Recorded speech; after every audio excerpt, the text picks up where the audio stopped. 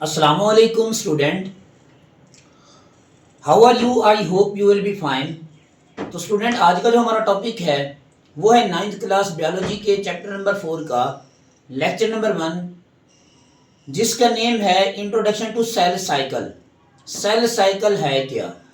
आज की इस वीडियो के अंदर सबसे पहले हम पढ़ेंगे सेल साइकिल है क्या, और उसके बाद उनकी कितनी फेजेज हैं। जो हम पढ़ेंगे 2 फेज हैं, और उस 2 फेज में से जो पहला फेज है इंटरफेज, उनको पूरी डिटेल के साथ कवर अप करेंगे। सबसे पहले हम स्टार्ट करते हैं cell cycle. Cell cycle basically it is a series of events that takes place in eukaryotic cell from its formation to its division into 2 daughter cell. This is known as cell cycle. बेटा basically cell cycle एक series है, वाकियात का एक सिलसिला है जो कि यूकैरियोटिक सेल के अंदर होता है। कहाँ से होता है, कहाँ तक जाके ये तब्दीलियों का मरहला या सीरीज ख़त्म होती है, वो है बेटे जब एक सेल बनता है और वो खुद को सेल डिवीजन के लिए तैयार करता है, और वो सेल डिवाइड होकर 2 डॉटर सेल में तकसीम हो जाता है। ये पूरे का पूरा जो साइकिल है, सीरीज है, इनको हम नाम देते हैं सेल साइकिल का। ठीक है, चलिए हम स्टार्ट करते हैं डेफिनेशन। सेल साइकिल बेसिकली क्या है बच्चे? It is a series of events. It is a series of events. ये मुसलसल वाकयात की तब्दीलियों की एक सीरीज है जो कि that takes place in eukaryotic cell. That takes place in eukaryotic cell. किस सेल में होती है बच्चे? यूकैरियोटिक सेल के अंदर। यूकैरियोटिक सेल मीन ऐसा सेल जिसके पास वाज़े न्यूक्लियस मौजूद हो। That will be known as eukaryotic cell. कब से स्टार्ट होता है, कहां पे जाके ये इवेंट्स खत्म होता है, इनको हम समझते हैं। पहली बात, from its formation. From its formation, जब वो सेल फर्स्ट ऑफ ऑल बना है। ठीक है, कहां तक जाके ये खत्म होगा मरहला सीरीज, वो बेटे and till the division into 2 daughter cell. अब वो सेल क्या करेगा? खुद को सेल डिवीजन के लिए तैयार करेगा। तैयार करके वो सेल 2 में तकसीम हो जाएगा। ये पूरा क्या हो जाएगा? सेल साइकिल कंप्लीट हो जाएगा। उसके बाद है इनके फेजेस। बेसिकली देखा जाए सेल साइकिल 2 फेज के अंदर कंप्लीट होता है, तो हम हेडिंग बना लेते हैं फेजेस की। कितने मरहलों में कंप्लीट होता है? 2 में। हाँ बेटे, पहले मरहले को नाम देते हैं इंटरफेज का। पहला मरहला इंटरफेज, दूसरा मरहला that will be known as mitotic phase. Mitotic phase, या जिसको हम एम फेज भी कह देते हैं। सेल साइकिल 2 फेज के अंदर मुकम्मल हो जाता है। पहला फेज इंटरफेज, दूसरा फेज माइटोटिक फेज। और एक बात और भी आप लोगों ने अपने जहन में रख लेनी है कि ये जो इंटरफेज है ये नॉन डिवाइडिंग फेज है। कौन सा फेज है बच्चे? Non dividing phase. इसमें सेल तकसीम नहीं होता। जबकि अब तकसीम नहीं होता तो क्या करता है? सेल खुद को तैयार करता है सेल डिवीजन के लिए। किस मरहले के अंदर? इंटरफेज के अंदर। So that is why interphase is a non dividing phase. अगर एमसीक्यूज के लिए आ जाए कि सेल साइकिल का कौन सा फेज नॉन डिवाइडिंग फेज है, तो आप लोगों ने टिक करना है इंटरफेज, ना कि माइटोटिक फेज। तो सबसे पहली डिटेल भी इंटरफेज की बताई गई है। चलिए हम सबसे पहला फेज की हेडिंग बना लेते हैं। That will be known as interphase. कौन सा फेज है बच्चे? इंटरफेज है। चले हम स्टार्ट करते हैं इंटरफेज को। अब बेटा सबसे पहली बात, जो सेल है अपना जो है ना 90% टोटल टाइम स्पेंड करता है, गुजारता है किसके अंदर? इंटरफेज के अंदर 100 में से 90% अपना लाइफ स्पैन गुजारता है किसके अंदर, इंटरफेज के अंदर। और इसमें सेल करता क्या है बेटे, देखो ड्यूरिंग इंटरफेज या इन इंटरफेज। अब जब सेल इंटरफेज के अंदर होगा तो क्या करेगा, cell prepared themself, cell prepared themselves, cell क्या करेगा, खुद को प्रिपेयर्ड करेगा, ठीक है, किसके लिए तैयार करेगा, फॉर सेल डिवीजन, खुद को तकसीम करने के लिए सेल क्या करेगा, तैयार करेगा, किसके अंदर, इंटरफेज के अंदर। अब बेटे देखो ये इंटरफेज सेल साइकिल का फेज है, मरहला है। अब इसी इंटरफेज के फर्दर 3 फेजेस हैं।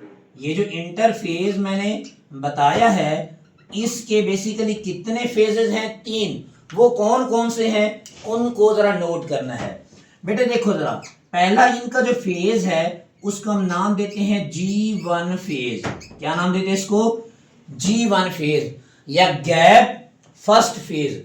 अच्छा बेटे दूसरा जो इसका फेज है उसको नाम दिया जाता है S फेज। क्या नाम दिया जाता है, S फेज। इधर S का मतलब होता है सिंथेसिस, मतलब किसी ना किसी चीज की यहां पर बनावट होती है, कोई चीज बनती है। और बेटे तीसरे नंबर पे आ जाता है G2 फेज या गैप 2 फेज। ये जो 3 फेजेस हैं बुनियादी तौर पर ये किसके फेज हैं, इंटरफेज के, ना कि सेल साइकिल के। इंटरफेज और मेटाटिक फेज ये दोनों फेज किसके हैं, ये हैं बच्चे सेल साइकिल के। जबकि ये जो G1S फेज और G2 फेज है ये किसके फेज हैं, इंटरफेज के। अब ऐसे समझो इन 3 फेजेस से गुजरकर सेल खुद को तैयार कर लेता है सेल डिवीजन के लिए और इंटरफेज क्या हो जाता है, कंप्लीट हो जाता है। तो बेटे हम 1 बाय 1 पहले देखते हैं G1 फेज को, उसके बाद S फेज को, उसके बाद G2 फेज को, और ये इंटरफेज वाला जो फेज है मुकम्मल हो जाएगा।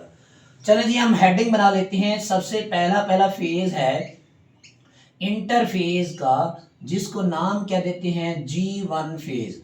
अब इस G1 फेज के अंदर कौन कौन सी तब्दीलियां रूनुमा होती हैं हम जरा उनकी लिस्ट बना लेते हैं। चलें जी पहला पॉइंट हम बना लेते हैं।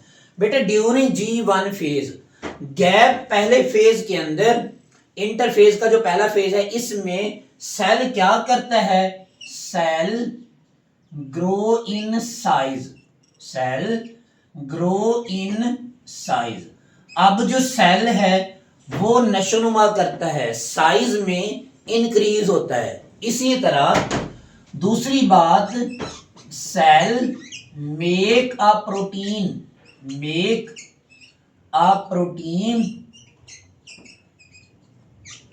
एंड ऑर्गेनेली, और इसी मरहले के अंदर सेल क्या करता है, अपने लिए प्रोटीन भी बना लेता है और साथ में ऑर्गेनेली भी बना लेता है G1 फेज के अंदर। याद रखना है बच्चे, the subcellular structure which are present in the cell, cell के अंदर पाई जाने वाली मौजूदा साख्तें जो सेल से छोटी हैं उसको हम नाम क्या देते हैं, ऑर्गेनेली का। जिस तरह राइबोसोम्स है, माइटोकॉन्ड्रिया है, एंडोप्लाज्मिक रेटिकुलम है, गोल्गी अपरेटस है, ये तमाम क्या है, ऑर्गेनेली हैं। और ये ऑर्गेनेली किस में बन जाती है, G1 फेज के लिए। अब तीसरे नंबर पे जो चेंज आ जाती है, cell also make a enzyme, cell also make a enzyme, cell क्या करता है, अपने लिए एंजाइम तैयार करता है, किसके अंदर, ड्यूरिंग G1 फेज के अंदर। अब ये किसके लिए, क्योंकि ये जो एंजाइम है ये हेल्प करती हैं किसके अंदर, S फेज के अंदर, ठीक है। और खास तौर पे किसके अंदर, डुप्लीकेशन ऑफ क्रोमोसोम्स, क्योंकि डुप्लीकेशन ऑफ क्रोमोसोम, ये जो एंजाइम बनते हैं G1 फेज के लिए ये मदद देती हैं S फेज के अंदर सेल को, किस मकसद के लिए, डुप्लीकेशन ऑफ क्रोमोसोम। क्योंकि हमें पता है क्रोमोसोम की डुप्लीकेशन होती है, कापियां तैयार होती हैं किसके अंदर, S फेज के अंदर। तो ये 3 तब्दीलियां आ जाती हैं, चेंजेस आ जाती हैं किसके अंदर, G1 फेज के अंदर। अच्छा जी पहला G1 फेज कंप्लीट हो जाता है। उसके बाद है बेटे S phase, S mean synthesis phase. ये दूसरा फेज है किसका? इंटरफेज का। अब इसमें होता क्या है, जो सेल है उसमें उसका जो डीएनए है वो क्या होता है बेटे? Replicated, replicated. सेल के अंदर जो उसके न्यूक्लियस में डीएनए है वो रेप्लिकेट होता है। रेप्लिकेट मीन उनकी कॉपी तैयार होती है। उसके बाद इसी एस फेज के अंदर डीएनए की बात तो हो गई, लेकिन डीएनए के साथ जो क्रोमोसोम्स हैं, क्या है बेटा? क्रोमोसोम्स हैं, उनकी भी क्या होती है बेटे? डुप्लीकेशन। जब बेटे डुप्लीकेशन होती है क्रोमोसोम की, एक क्रोमोसोम है उनके साथ उसकी एक कॉपी तैयार हो जाती है, तो हम क्या कहते हैं? एक जो क्रोमोसोम है, each chromosome consist of 2 sister chromatids. जब क्रोमोसोम की एक कॉपी तैयार हो जाती है, डुप्लीकेशन हो जाती है इस फेज के अंदर, तो हर एक क्रोमोसोम के पास कितनी सिस्टर क्रोमैटिड आ जाते हैं? 2।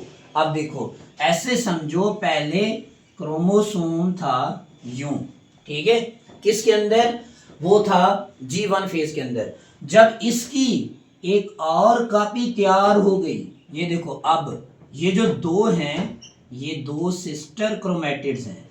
अब हर एक क्रोमोसोम के पास कितनी सिस्टर क्रोमैटिड्स हैं? 2 सिस्टर क्रोमैटिड हैं। ये तब्दीलियां आ जाती हैं, किन के अंदर आ जाती हैं? एस फेज के अंदर। अब बचे थर्ड नंबर पे आ जाता है G2 फेज। बड़ा सिंपल सा है G2 फेज। अब बेटे सेल क्या करता है? कंटिन्यू करता है ग्रोथ को। Cell continue to grow and make a protein during G2 phase. G2 phase के अंदर सेल क्या करता है? ग्रोथ करता है, बढ़ता है कंटिन्यूसली, मुसलसल, और अपने लिए प्रोटीन को तैयार करता रहता है। G2 फेज बड़ा सिंपल सा है। उसके बाद लास्ट में क्या है इस G2 फेज के अंदर? G2 फेज के अंदर सेल जो है ना अपने डीएनए को चेक भी करता रहता है कि जो रेप्लिकेशन हुई है डीएनए की, उसके दौरान कोई डैमेज तो नहीं हुआ डीएनए को। अगर डैमेज हुआ है डीएनए को, उनको रिपेयर भी कर लेता है। किन के अंदर बचे? G2 फेज के अंदर। ये और तब्दीली आ जाएगी G2 फेज के अंदर। सेल क्या करता है बेटे? चेक भी करता है, पड़ताल करता है किसकी? अपने डीएनए की, कि डीएनए क्या हुआ, इसको डैमेज तो नहीं हुआ, नुकसान तो नहीं हुआ। कब? During replication. जब वो एस फेज के अंदर रेप्लिकेट हुआ था, उनकी कॉपी तैयार हुई थी, उस दौरान इससे कोई नुकसान तो नहीं हुआ। अगर नुकसान हुआ है तो क्या करता है सेल? क्या करता है G2 फेज के अंदर? वो जो डैमेज वाला पार्ट्स है उसको रिपेयर कर लेता है, मतलब ठीक कर लेता है, मरम्मत कर लेता है। ये G2 फेज के अंदर आ जाता है। आज की इस वीडियो के अंदर हमने पूरा कंप्लीट इंटरफेस पढ़ा है। उसके बाद हम नेक्स्ट लेक्चर के अंदर हम पढ़ेंगे इसका माइटोटिक फेज। अगर फिर भी आप लोगों का कोई क्वेश्चन हो, आप कमेंट्स में पूछ सकते हैं। Thank you, Allah Hafiz.